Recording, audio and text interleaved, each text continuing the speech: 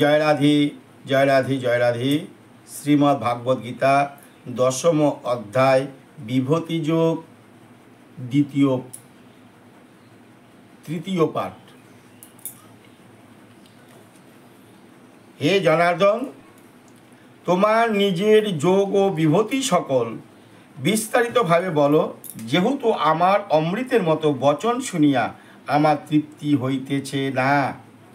অর্জুন শ্রীকৃষ্ণকে বললেন, হে জনার্দন, তোমার যে নিজের যোগ ও বিভূতি সকল বিস্তারিতভাবে আমায় বলো, কারণ যেহেতু তোমার অমৃতের মতো বচন শুনি আমার তৃপ্তি হইতেছে না। তুমি যে কথাগুলো বলছো, তুমি যে বাণীগুলো বলছো, আমার অমৃতেরময় লাগছে, তবু আমার পিপাসা মিটছে না। তুমি আরও কিছু আমায় বলো, যেন আমি অতি সহজে আরও বুঝতে পারি।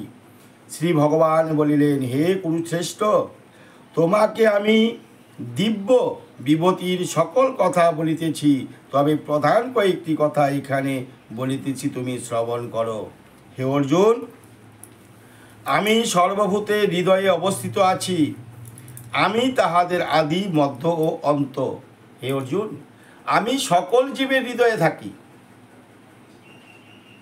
আমি কোনো জীবের হৃদয়ে ছাড়া আমি থাকি না, আমি সকল জীবের হৃদয়ের মধ্যে বিরাজ করি।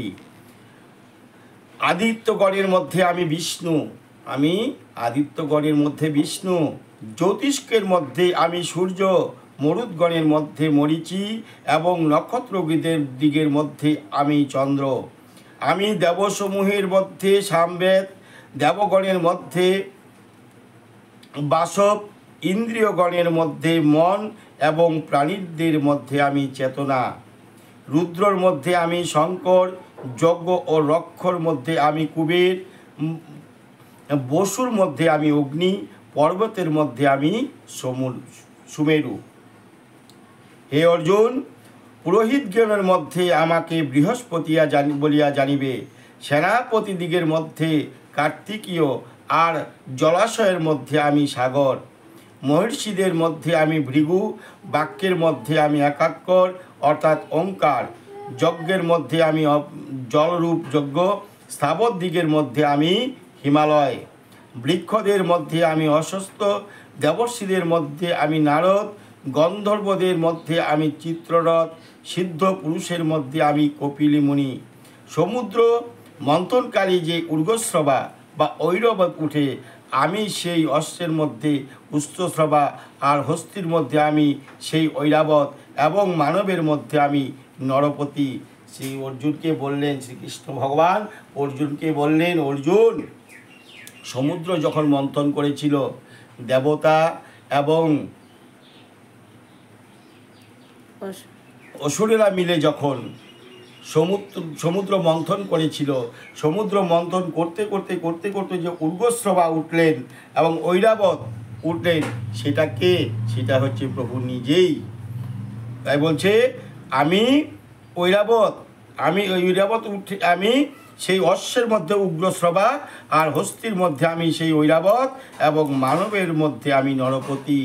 আমাদের এই যে মানবগণের মধ্যে প্রভু কীভাবে বিরাজমান? নরপতি রূপে তিনি বিরাজমান। অস্ত্র সকলের মধ্যে আমি বজ্র, ধেনুদের মধ্যে আমি কামধেনু, সৃষ্টিকারী আমি কাম, বিষাক্ত সর্পদের মধ্যে আমি বাসুকী, বিষহীন সর্পের মধ্যে আমি অনন্ত, জলচরের মধ্যে আমি বরুণ, পিতৃগণের মধ্যে আমি অজন্মা, সংযমকারীর মধ্যে আমি যম, দৈত্যগণের মধ্যে আমি প্রহ্লাদ, গ্রাসকারীদের মধ্যে আমি কাল, পশুদের মধ্যে আমি সিংহ, আর পক্ষীদের মধ্যে আমি গরুড়। হরে কৃষ্ণ, জয় রাধে। ব্যাধকামীদের মধ্যে আমি বায়ু, অস্ত্রধারীদের মধ্যে আমি রাম, জলজন্তুদের মধ্যে আমি মকর, আর নদ নদীর মধ্যে আমি জাম্ববী। হে অর্জুন, আমি সৃষ্টির আদি মধ্য অন্ত, বিদ্যার মধ্যে আমি অধ্যাত্মবিদ্যা, বাদীদের মধ্যে আমি তর্কবাদ বিদ্যা, বর্ণসমূহের মধ্যে আমি অকার, সন্ন্যাসের মধ্যে আমি দ্বন্দ্ব সমাস, অক্ষয় কাল আমি, এবং কর্মফলদাতা ঈশ্বর। তাই বলছে, অর্জুন, তুমি কর্ম করো, এই কর্মের মধ্যেই সব কিছু পাওয়া যাবে। কর্ম যদি না করো তোমার কোনো কিছুই প্রাপ্তি হতে তুমি পারবে না। তাই আমি যাহা বলছি তাহাই শুনিয়া তুমি কর্ম করো, তুমি যুদ্ধ করো। জয় রাধে, জয় রাধে, জয় রাধে।